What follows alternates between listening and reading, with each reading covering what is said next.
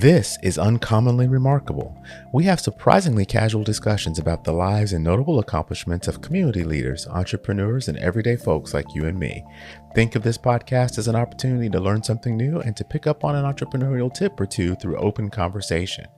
I'm Artis Beatty. I'm a doctor of optometry and the chief medical officer for My Eye Doctor OD.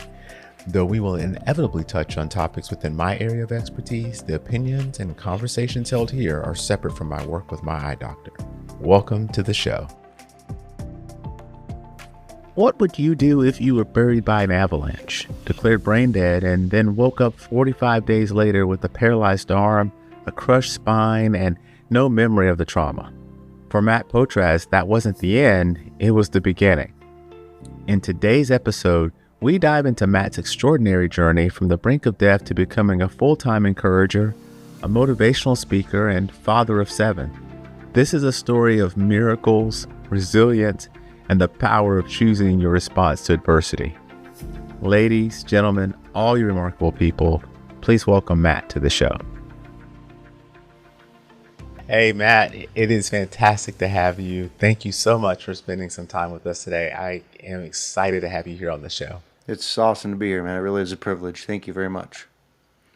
You know, as I've gotten the opportunity to talk to people over time, I've also gotten the ability to kind of pick and choose the types of stories that I think resonate with the audience and things that are really important or interesting to me.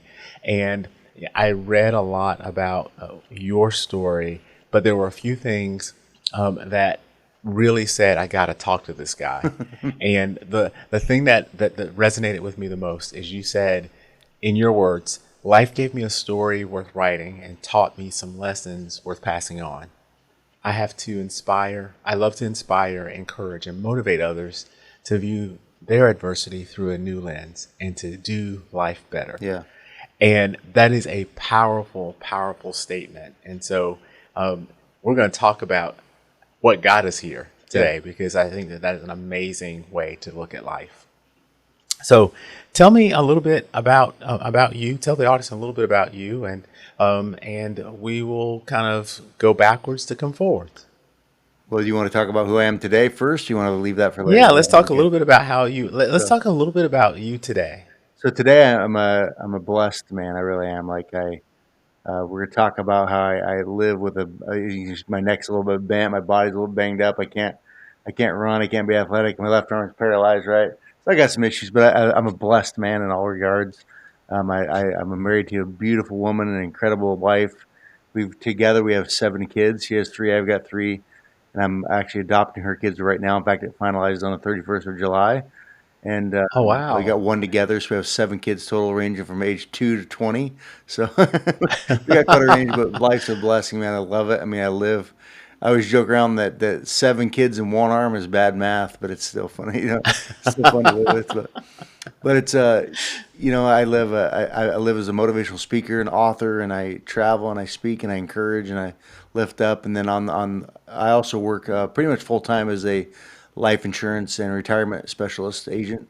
I will run my own business doing that, and so I help people just better their family in all regards. So I get to help people better their lives in lots of ways, including, of course, financially. So it's pretty neat to be able to have a story worth sharing, as I said, right?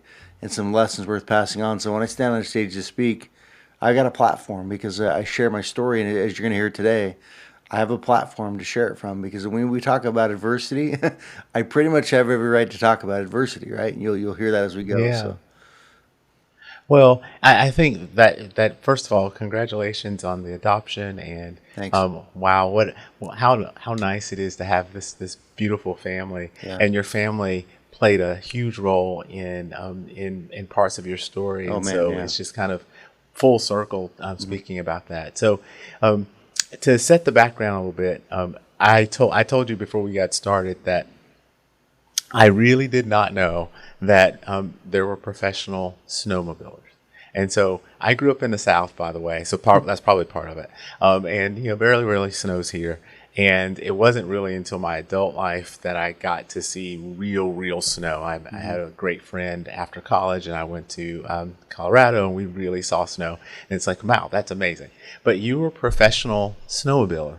And you were very successful at doing that, right? Yeah, yeah. And the funny thing is that I wasn't actually full blown professional because there's only just a very few full blown professional snowmobilers that usually race and hill climb and film and everything else. I only rode in the film circuit, and most of the guys in the film circuit are obviously conditioned athletes, very good at what they do. I was one of the better ones out there, but I only did that on the weekends as a side gig, and so I didn't really get paid per se like a Ah, I salary. see. But I got free snowmobiles and free gear and free stuff, and so it was free trips and got to go all over the Western U.S. and Canada, and so that part of it was definitely well worth the pain. That was better than the paycheck, actually.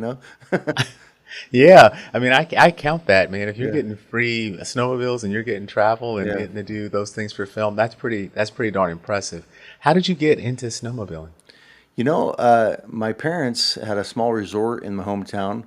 They founded the resort, and they eventually launched a small line of snowmobile rental, like a rental fleet of snowmobiles. And my dad used to ride when he was younger, and so we've been around him a little bit. But when the rental fleet came in, then on the days off when the sleds weren't being used, we would take him out and ride together and try him out. And I fell in love with it right away. Just like it just felt really neat to me at home, like really freeing. And I love the feel of the powder snow and the softness of deep snow, and just the whole thing is like a freedom.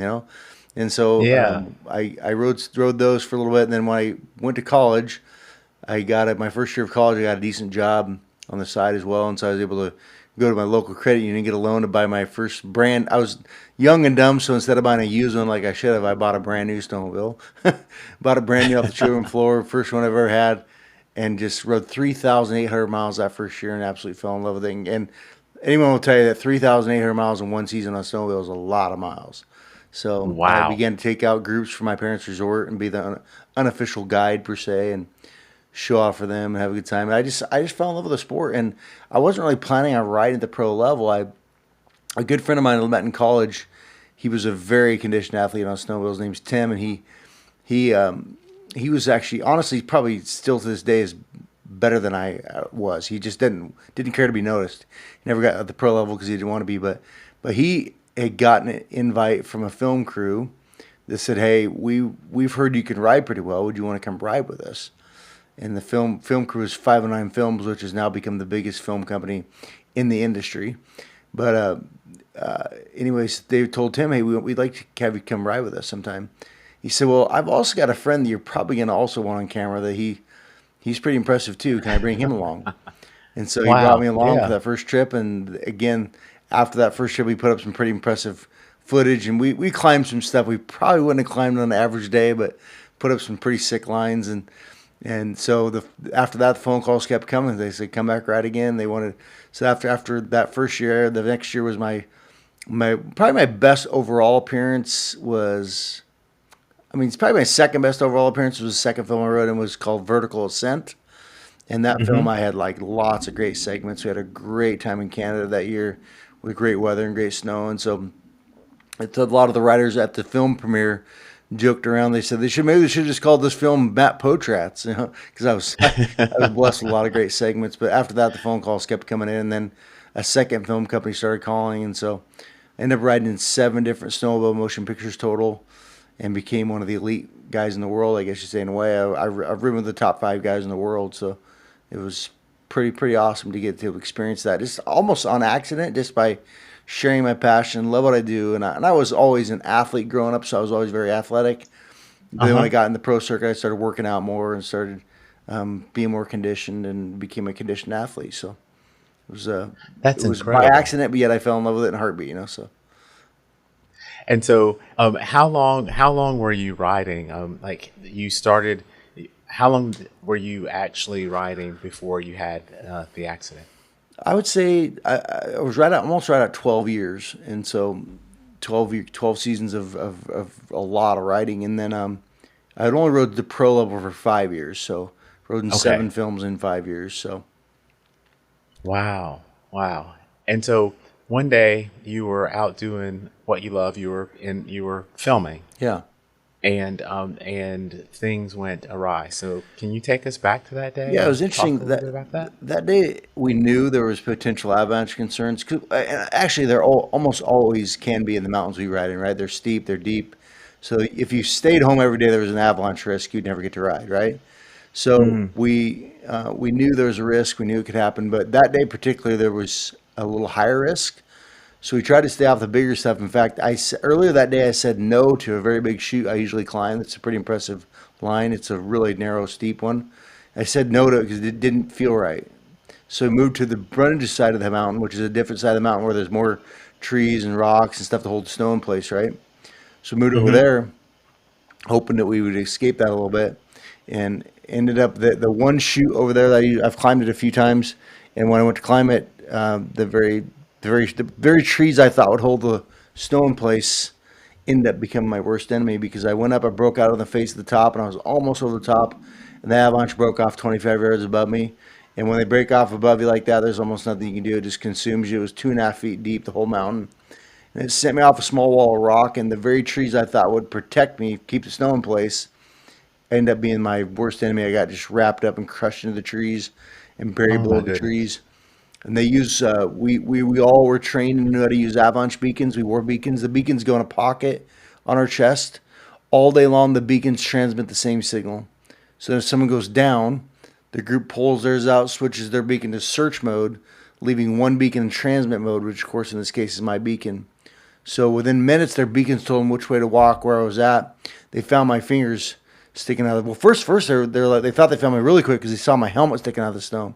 They rushed over to it, dug all the snow around my bright orange helmet. They picked up an empty helmet, a fully intact chin strap, but no mat in sight. So as you can imagine, they in near panic. They're like, "Oh my gosh, how in the world is it? I mean, this helmet's gone, right? The chin strap, but Right, with the apparently the chin force strap. of blow to rip my chin strap up my face, put abrasions up my face, rip the helmet off my head. So they rushed around the avalanche beacons and found my body. They found my fingers sticking out of the snow. But how do you find a pair of fingers on a mountainside full of snow without some kind of guidance? So I believe that beacon saved my life and the training saved my life. But they found my fingers. They dug down a full arm's depth. I'm a pretty tall guy, so I was down a really deep full arm's depth. They found my body, found my ears, nose, mouth, complete pack with snow. They knew they had to be careful not to move me, unsure of my injuries at that point, right? And so Yeah. they did their best. They took a finger and fish shook the snot out of my mouth to get my airway opened up. And I was breathing, but fully unconscious, make like a lot of weird wheezing and hissing noises. And they yelled my name and slapped my face and could get nothing. I had no response. I was unconscious. So they knew they had to get somebody out there ASAP. And so my best friend Tim was there, and he ran to the top of the ridge with his cell phone to call for a helicopter. And he had got just enough cell phone signal out, but about that time it started snowing hard, like just pounding snow. I guess you could say that, like the weather decided it was going to replenish the snow that slid off the mountain, right? And so my friend got a phone call out to a helicopter, and they got a helicopter en route. It was a perfect lake bed by the Avalanche site. They could have landed, but the helicopter flew as far as they could and could not get there. They got rejected by the snowstorm. The So snowstorm they was had in to the get me way. covered up Wow. with a space blanket and a tarp and everything, get me out of the snow best they could. They had to dispatch a ground crew to come out. We were way back in the backcountry, so it took a long time to get there. An hour and a half, 90 minutes later, the ground crew arrived, and my friends had to watch me lay there unconscious and wheezing for an hour and a half, waiting for something to happen. The ground crew immediately said, "Man, if there's any way to get a helicopter out, we have to. This is serious business." So they made a second attempt to fly, and they still couldn't get there. This time they made it to Brundage Ski Hill, which is a little bit closer. Hmm. So they got me on a sled, towed me across the ground, got me to Brundage Ski Hill, got me in the helicopter, and the snow broke enough to get the helicopter in the sky en route to Boise.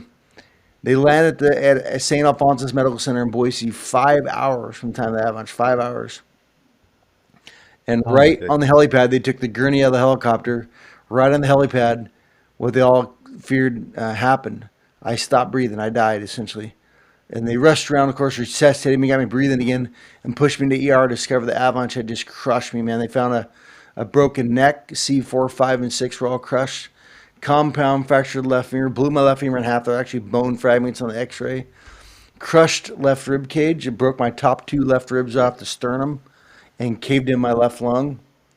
And then they were puzzled, like, first of all, they're like, how's the helmet get off his head? And again, they discovered the force of the blow must have been enough that there were abrasions at my face where the chin strap had gone up my face and ripped that thing off my head. So the biggest concern was I bounced off a tree like a rag doll, no protection around my Mm-hmm. brain.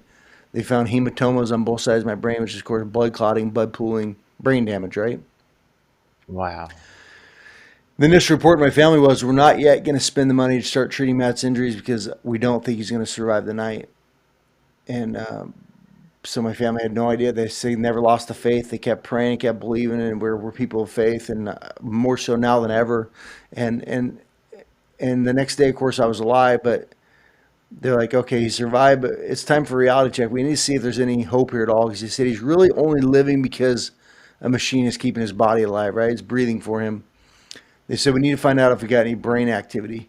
And so they do what's called Mm-hmm. painful stimuli, because even in a comatose state, which I was in a comatose state, your body should respond in some way to pain. So they began to again poke me and prod me, shake me and move me and inflict pain on me and dig under your fingernails and things like that, right? They got nothing. I showed no response. So the doc gathered my family and he said, look, it doesn't look good here. It doesn't look good at all. But he said, I'm going to try one last thing. He said, I'm going to hook a brain scan him out. With the brain scan in place, I'm going to again inflict pain in him. And he said, if the scan doesn't show some kind of response, we're in big trouble here. He said, if there's any hope here at all, his brain has to respond to our input. And so they did so. They hooked the scan on my brain and began to again poke me and prod me and shake me and dig into my fingernails and do all the stuff that would cause pain, and they got nothing on the scan. And the last thing the doctor did just to confirm it, he picked up my broken leg, my shattered femur, had not been fully treated yet, Mm-hmm. picked it up off the table a little ways and just let it free fall, dropped it, whack. And I mean, I don't think I got to explain to you guys that would cause extreme pain, right? And the scan didn't really show anything to get excited about. So he said, look, he said, I'm so sorry. He said, short of a miracle, Matt will not be with us anymore. He said, as I said before, technically he's alive because the machine is breathing for him. He said, outside of that, essentially, Matt is brain dead. Oh His my brain has no gosh. response. And so my family just sunk back in shock, thinking, oh my gosh, we're going to let our son go and our brother go. And I mean, oh, wow, you know. But again, they just had faith. They had resolve. My dad said, no, doc, I'm sorry, but I'm not willing to accept that yet. I want a second opinion. Reluctantly, the doctor agreed. And so when he went to try to find a second opinion, my phone calls, texts, emails began to erupt across this nation with one message: pray. Matt's dying, pray. And in fact, even across the world, because my mom's family happened to be world missionaries, and they at that point in time, and they had teams overseas praying as well. So prayers went up across the world.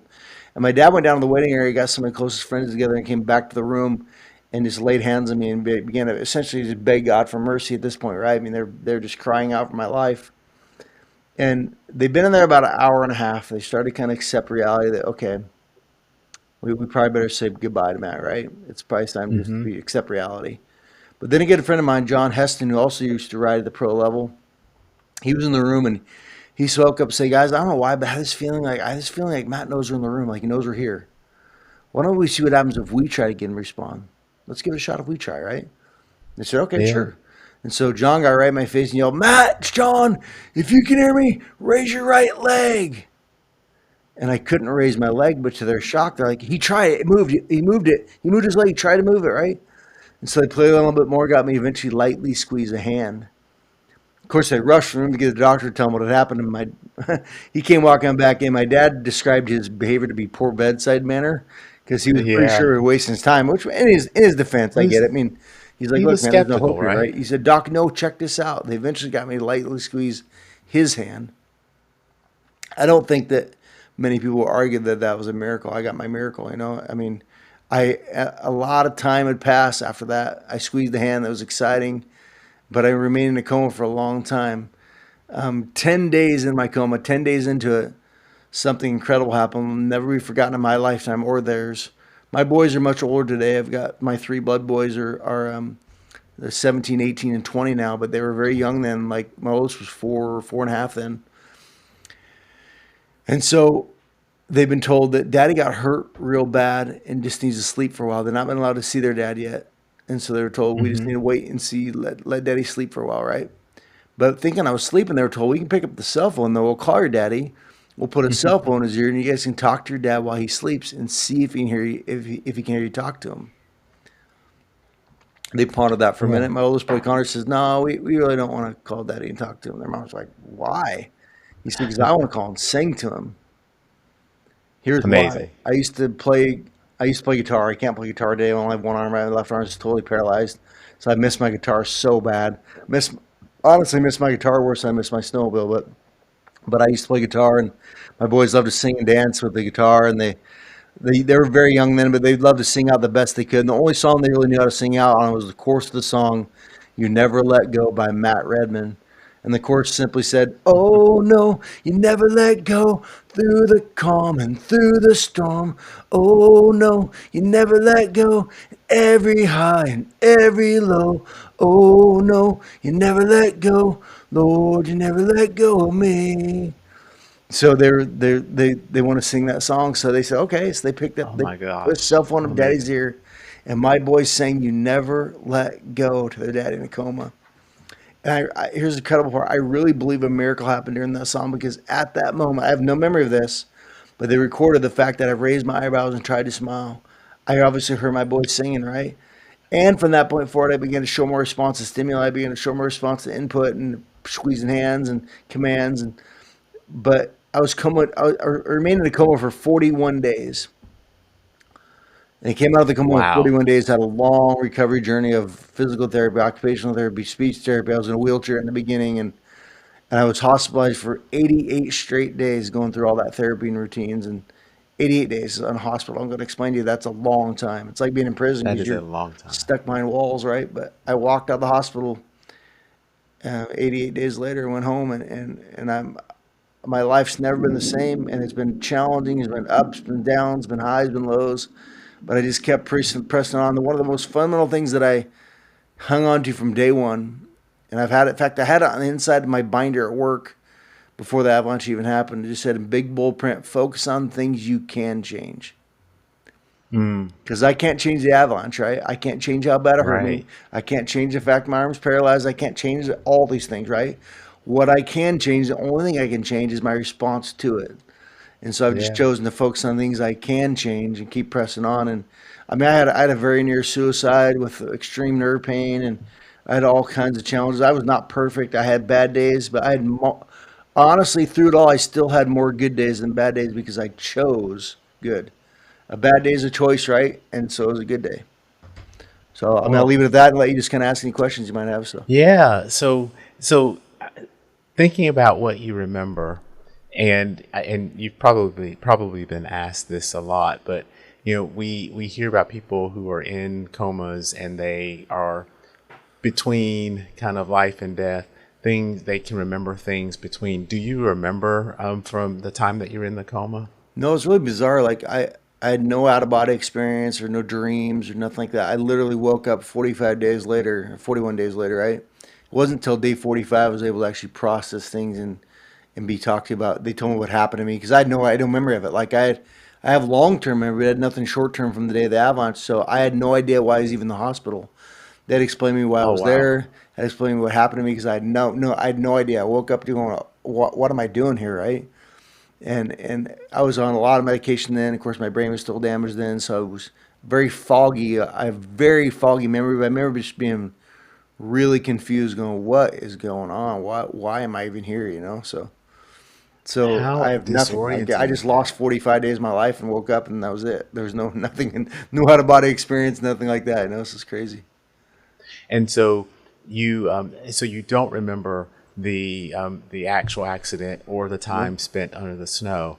And so, how disorienting would that be, though, to wake up and be in this hospital and have to get Yeah. an explanation of why you're there And I and had why long you're term memory, injured? so I knew I was right at the pro level. I knew I was taking the risk. I know all that stuff, right? But I had no Yeah. memory of that particular day at all. Not climbing the hill, not looking at the hill, not deciding on it, nothing like that, right? So I lost like an hour. I had memory of.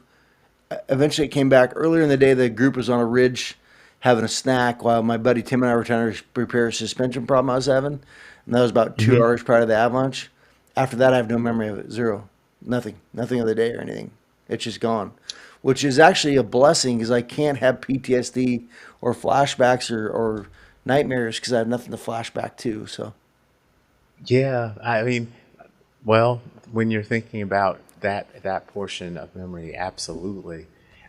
It's It is interesting because I think I've read that a lot of our long-term memory formation happens during sleep, where the brain is Right. making decisions on which things were important enough to keep and which things just kind of go by the wayside. Yeah. And so that process gets interrupted, and things that would be in your short-term memory just kind of get thrown away instead Right. of being put into Right. long-term. But so once you did wake up and get some explanation for what had happened, when did you realize the extent of the injuries you had? I think just I as far as memory goes, I'm sure I realized it right away, but I don't have much memory of that because it was so foggy of all the Yeah. medication and brain damage. But when I began to when I tried to walk on the first time, tried to get up and walk, I mean, two or three steps was it, and then eventually we were celebrating when I had 13 steps, and it was like, I mean, that's when you're going, oh my gosh, I went from being an athlete to celebrating 13 steps. Yeah. That's a reality check for you, if anything else. And so it was just, I just had to accept the fact that it was not what I wanted. It was not the life I would have chosen. It was not fun by any means. It was not, I mean, it was extremely painful. But I had a weird like understanding that I cannot focus on things I cannot change from the very beginning, right? It's kind of like I said, right? That Hmm. I've got to take the cards I was dealt, play this hand, and play it the best I possibly can, and give my boys their daddy back. And that was my whole. In fact, that's my motivation the entire time. That's what kept me from committing suicide. Was that I wanted to give my boys their daddy back, and today I've given my boys their daddy back, and I've just my I've had my second son now graduate from high school, and just this May, and it's just incredible, to think about that they were just little boys and little almost toddlers. So and now they're graduating Yeah. high school, and I get to go see them. My oldest got a full ride academic scholarship to college, and he's doing phenomenal, and he's getting straight A's in college. And so it's just like I would have missed out on all that, but I just fought to get my life back. That's amazing. So how, when you think about the decision, I love that decide to have a bad day. Like, did you have that thought process, or was that the way you faced life before the accident, or and this is a continuation, or is it really a new Matt that kind of thinks about it that way? It's certainly that particular mindset is a continuation. It's gotten much stronger, of course, right? But I before the Avalanche, I was a pretty that again the snowmobiling was not my full time job. Right? It was a side gig, and so my full time job per se, I was 27 years old, been promoted 3 times in 2 years. And I was the general sales manager at a very successful Toyota dealership selling new cars and trucks. And I was leading the team of 12 salespeople and 4 other managers, and I was the leading the department, right? And so I'd been promoted. And I was making really good money, so I was already had that mindset of push and drive and be successful and do your best and wake up every morning and choose to have a good day. And I was already kind of thought like that, but now Hmm. I'm such a more humble version of that man. I'm such a more, I guess, relatable version and down to earth version, and it has chilled me out so much. Honestly, people think it's crazy, but if I could go back and have everything back that I lost, have it all back. If somebody's said, "Here it is on a platter, you can have it," right? If they just gave it to me on a plate and Hmm. said, "Here it is," I would shatter that plate on the floor. I don't want to be that Matt. I want to be this Matt. I wouldn't go back even if I could. I mean, I wouldn't have met the wife I have today. I wouldn't have the Hmm. life I have today. Just my life path would never have crossed out with that stuff. You know what I'm saying? So I have no regrets. And so, as you think about that, and by the way, having spoken to some other people who've had what would be considered huge adversity, uniformly, people say that if I could go back and not have this thing, I would choose to continue to have the thing. Yeah. And it's an interesting concept because we're built based on all of the things that we face from day to day, from beginning of time to Hmm. end of life, right? And although some of those things were not things we would have chosen at the time to go through, ultimately they build the character person that gets you to where you are today. Yeah, And if you're 100%. happy with where you are today, you can't be there without having gone through those things, Yeah, which is, yeah. it's just really interesting to kind of think about it in those terms. But how do you, how do you take what you've learned and get other people to start to understand adversity and how they can overcome adversity themselves, because they're not necessarily facing what you faced, but there are lots of things that people face on a daily basis Mhm. that would have them feel like they can't go on. How do you help people put that into perspective? I think that, again, getting people to realize they're not alone, for one, that the definition of adversity in the dictionary is distress, affliction, hardship, an unfortunate event or incident, right? Based upon that definition, every human being in this world faces that at some point. Is they're going to face distress, affliction, hardship, an unfortunate event or incident, right? Everyone is. Yeah. Hopefully, never on the extreme scale I have, but there's people who have had it worse off than I have, right? So I can't look. Hmm. I mean, and so everybody is on the same playing field in terms of adversity. So the only question is, if we know we're all going to face it, the question is, when we do face it, are we going to react or respond? Hmm. Because when we react, we have it's not thought through. It's done in haste. It's done on the fly, and it's throwing a fit in the moment and getting all emotional and pissy, and that's a reaction, right? Going, this is not Hmm. fair. I can't believe this had to happen to me. Why this happen? Why me? Why me? Right?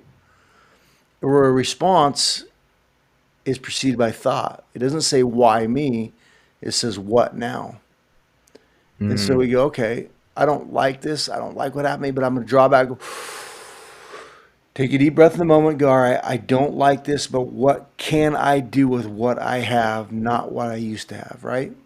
Hmm. I can't cry about everything I used to have. I got to be excited for what I still do have. I still have one really good working arm. I can still walk. I can still talk. I can still move. I have so much to be thankful for. I have to have that perspective. Is I'm going to respond to adversity, not react to it.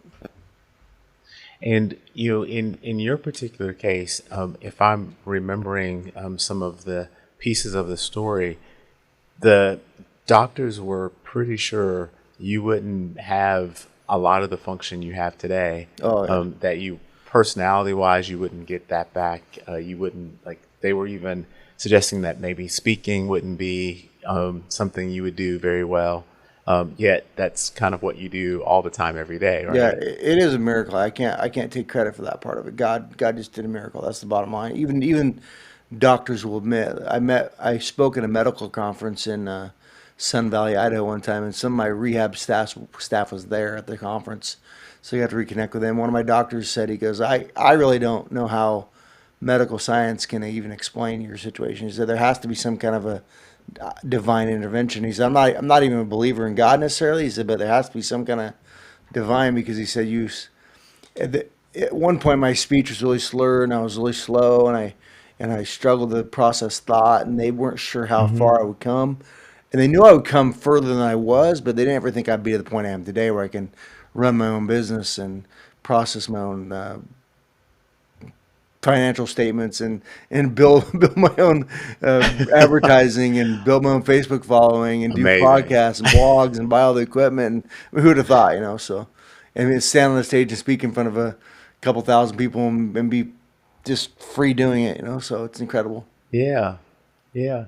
And you talked about going through a considerably darker time and contemplating ending your life. Can you talk a little bit about what was happening then Yeah. and what really got you to think differently?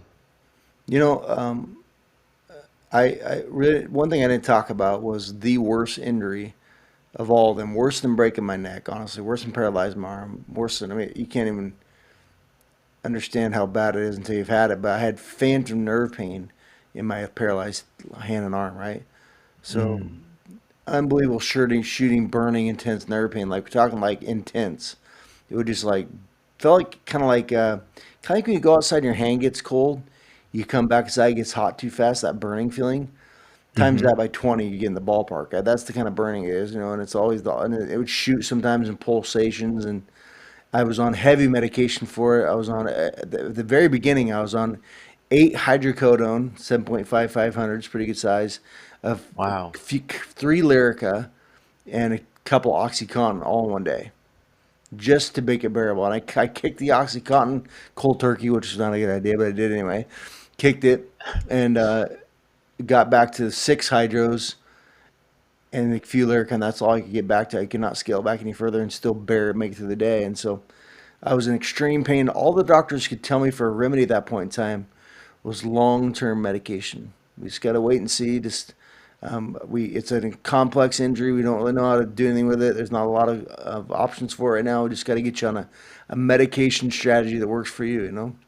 Hmm.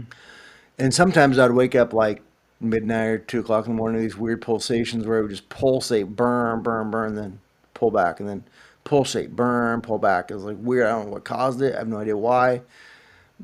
But I woke up one time, I don't know, it was midnight, 1 o'clock in the morning, something like that. And I would literally cry until my pillowcase was damp, like just soaking Mm. tears, going, God, please get me out of this. Why, why? Because here I am on drugged out of my mind. I'm a druggie and still in pain because phantom pain, as you may know, is a false signal from your brain to your Hmm. spinal cord, or sorry, from your spinal cord to your brain, right?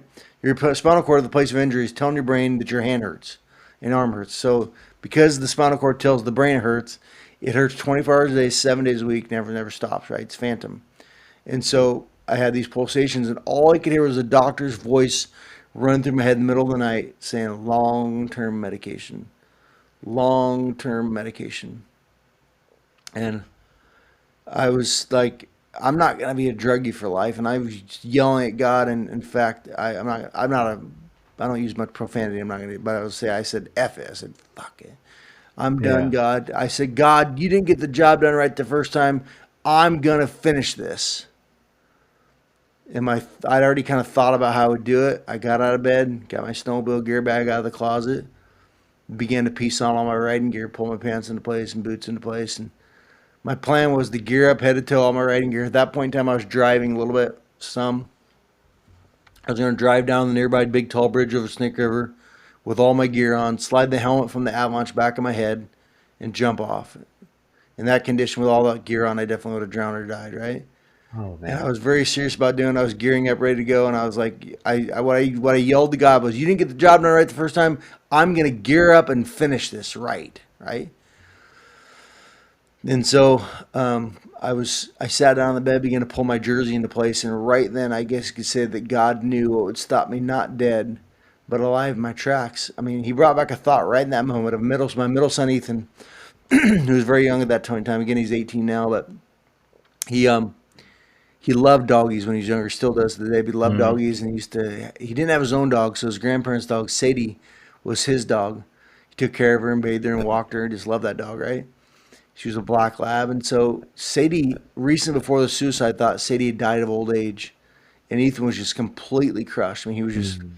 like, my doggy's gone, Dad. How can I don't understand. It's like she didn't understand the permanence of death, right? And so I'd found like by himself in the bedroom, like 5 days after the dog died, he was by himself, like crying in the bedroom. I went in there, nudged up to him. I said, Buddy, what's wrong? He said, Daddy, my doggy's gone. She's not going to come back ever. And I'd said, but buddy, she's in heaven. You get to see her again someday. It's okay. And the thought that came back in the middle of the near suicide was that Ethan had said at that moment, but Daddy, I don't want her to be in heaven. I want her to be here with me. And the thought just hit Wow. me with twice the force of the avalanche. In fact, this is a bold statement, but I'm going to make it anyway because the only time ever in my life I believe I heard the audible voice of God. I heard an audible voice, like a still small but deep and powerful voice, said, Matt, his doggy's gone and he's crushed. What happens if his daddy's gone? And I just fell back in the bed again, just gushed tears. And I mean, the pain of Unbelievable. losing his dog was really going to dissipate pretty quickly, right? But the pain of losing his daddy goes on for a lifetime. There's no way. And I erased that plan from the drawing board. How in the world could I take my boy's daddy away? And I mean, I've never cried like that in my life. I wept just deep tears and said, my prayer became, God, give me the strength to give my boys their daddy back. Give me the strength. I want to give my boys their daddy back. Wow.